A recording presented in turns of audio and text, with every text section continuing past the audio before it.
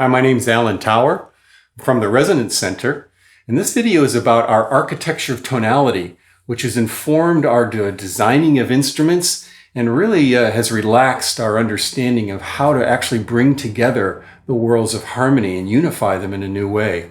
So the basic idea is that there's been a societal struggle for hundreds of years between the people who find themselves in the camp of equal tuning and equal temperament, which is what really fills our world and our ears. Proportional harmony is something connected more to the East, but actually is connected to our neurobiology in a different way because it's part of the core essence of how sound comes to us through the harmonic series.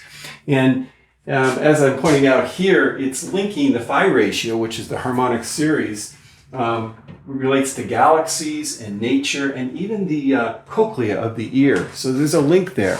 So this societal struggle is all about how we hear sound in music. So clerical people and architects and musicians all had different opinions. And the idea was, how can we have the ability to play in multiple keys and do things like stack chords and leave this key center and modulate and come back home and all that without having an instrument that's as big as this room, which is what would be required.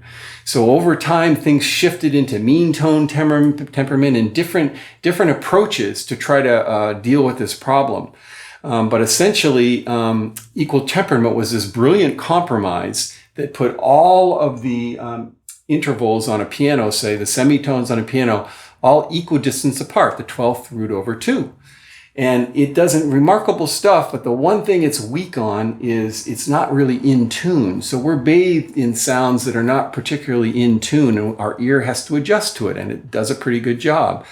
The proportional harmony in the red, on the other hand, is really a beautifully, it's got a sonority to it that has a sensuousness to it if it's used properly. It's not going to be able to modulate, but within its world, it's going to do a lot. And we work a lot in that area. But our particular contribution to this unifying system is the elemental harmony. Elemental harmony is really about earth-based materials that are in fluctuations. Unpredictable fluctuations. It's its own tonal world, like the Samalon in the previous video. It's a series of unpredictable polyrhythms that can come out. It's expressed in gongs, in the Samalon, one of our instruments, in the soundstone, one of our instruments right here, in the gamelan. And it's a very unique thing. And so when we put this all together in one whole, we start to realize, these three circles touch each other. They connect to each other, and we can work in these areas here, the purple and the green and the light blue. We can start to bring in the best of the different worlds in designing instruments, or even knowing what we're doing musically a little bit more than just the world of equal temperament, which really has won that battle at this point. And it does amazing things, but it's weak in a couple of areas. So in the next video, we're going to talk about this convergent harmony area and how to think about these areas that connect them all and allow us to design instruments. One last thing is this particular circle is flat plane. But it's actually, think of it as a sphere. It's a three-dimensional sphere. So it has it's alive. It's a living being. And the sounds that cascade to us and from us and through us really are part of this three-dimensional sphere.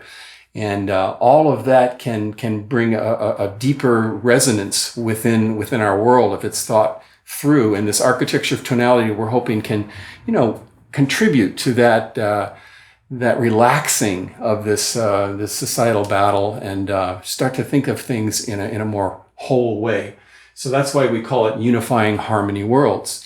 And thanks for listening. And the next video about convergent harmony will spotlight a lot of different instruments and how we've reorganized them and tweaked them to use this tool. One thing I left out was, what are the instruments in equal temperament? Well, the piano and the guitar. Basic, it's saxophone. They're all in this system.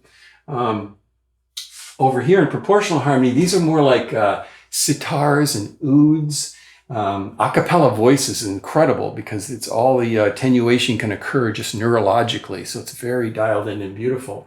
And then there's an instrument, the Byzantar by Mark Deutsch, which tends to really, really pull this into its full blossom effect in proportional harmony.